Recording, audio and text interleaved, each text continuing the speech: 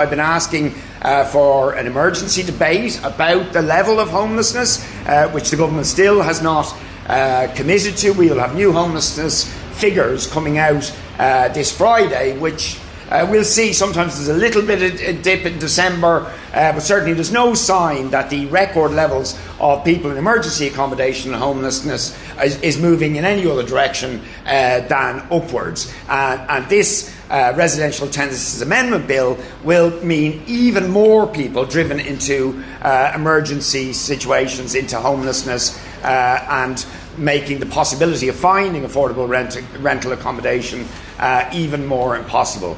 What this bill should have done, what the government should be doing with this legislation, is actually introducing measures to cut rents and make them affordable, to do something about the fact that the newly constructed apartments and developments can be set already at any level of rents, and that will now be the benchmark.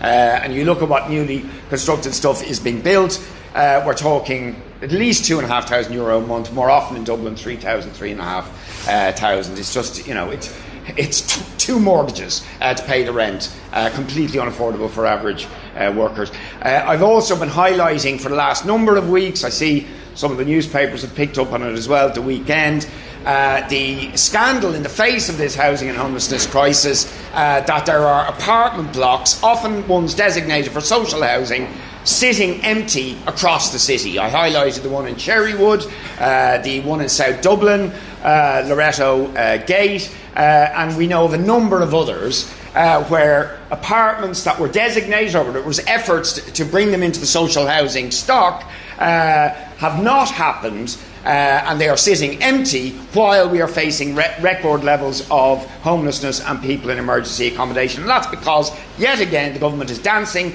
to the tune of property investors, corporate landlords, who are happy to sit in empty properties in order to guarantee the highest possible rents, or even to flip properties at the highest possible price. So the government not only not acting to prevent the profiteering and the exploitation of people's housing misery by property investors and speculators, but actually enabling it with a new piece of legislation. It's shocking.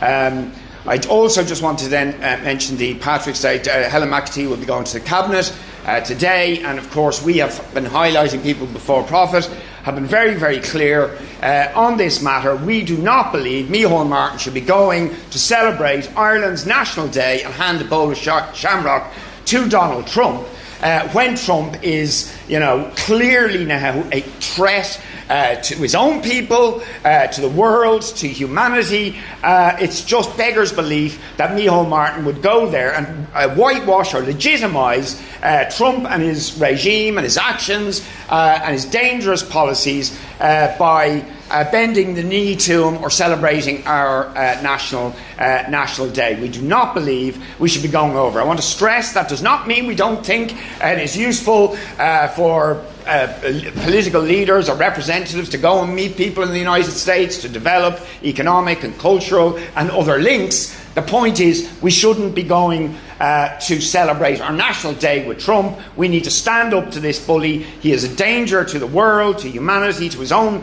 population. He has supported and enabled a genocide. He has threatened Greenland. He's attacked Venezuela, a sovereign country. He is threatening a trade war, which will do immense economic damage across the world to working class people and their livelihoods and living standards. Why on earth would Micheál Martin go over and celebrate Ireland's National Day in the White House?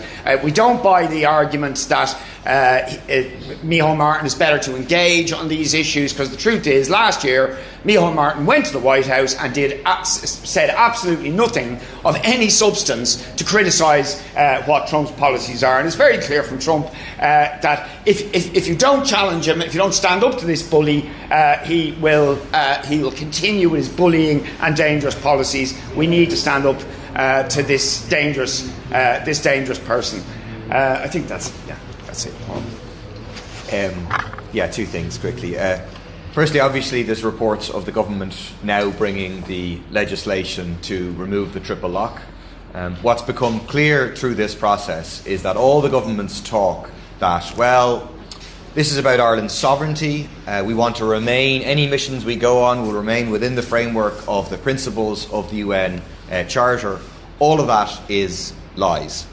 And that's clear because the government is not going to implement the one very minor recommendation coming from the committee, which is that in advance of sending troops abroad, there would have to be a legal analysis to say whether this was in the framework of international law or not. The government is saying, we're not going to do that.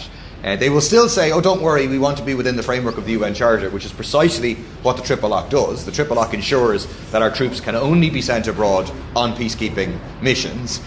They're getting rid of that reassurance. They're getting rid of that guarantee that we can only be sent on peacekeeping missions.